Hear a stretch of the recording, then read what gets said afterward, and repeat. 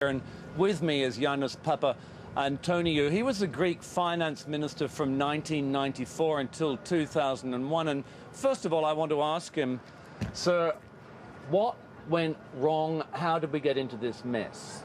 Two things. First of all, the budget deficit got out of control in the last five years.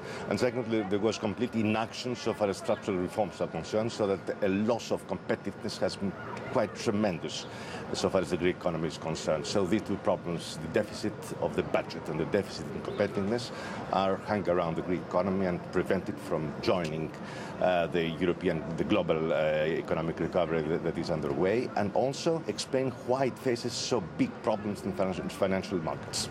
Let me ask you, you were the finance minister during the period when Greece went into the euro. Exactly. And it's at that period precisely that Eurostat came out and questioned the quality of the statistics that were being provided to the European Union at the time. Do you feel responsible for that?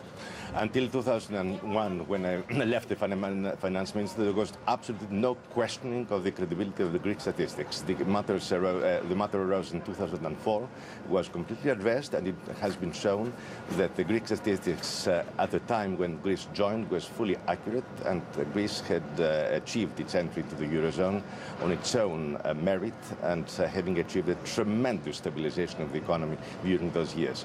Matters got worse after 2004, and as you have seen, the budget deficit in 2009 proved to be 12.7% instead of 6% that was announced months before the elections.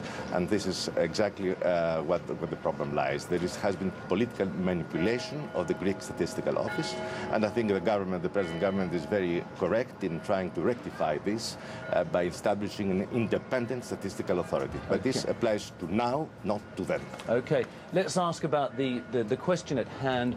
How do you see, what form do you think a bailout should take if one is to happen here?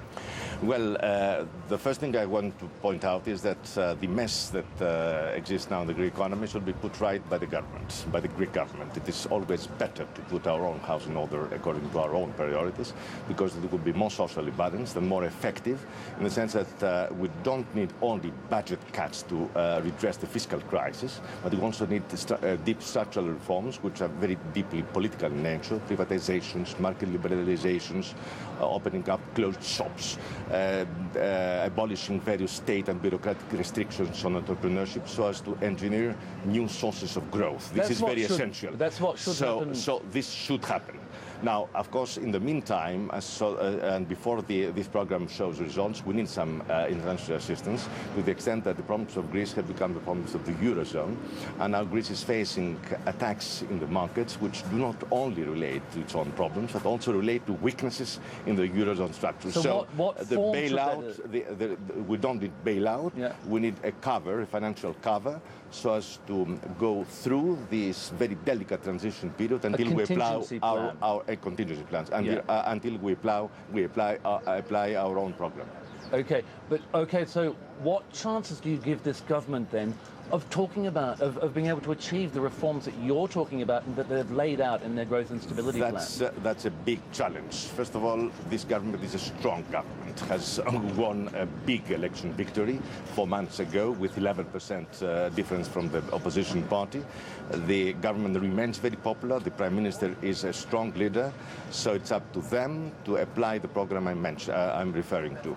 I hope they will, and they have shown in recent weeks and days that they're moving in this direction. So I think we can be optimistic that Greece will put its own house in order, provided, of course, it does get an intermediate, transitional international assistance so as to overcome the problems it faces in the markets as a result of, as I mentioned, weaknesses in the Eurozone structures. Just quickly, I want to ask, do you think European Union now seems to be that Germany and France, particularly Germany, is ruling the roost? What about this consensual approach that was taken by Jean-Claude Trichet from the ECB? Do you think that's over and now Germany's ruling?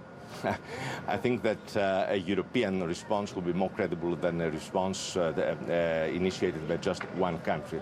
And I have the impression that in the European Council there will be a joint European response where all the countries of the Eurozone will take part. This will be more credible for the markets and more proper for the functioning of the European Union.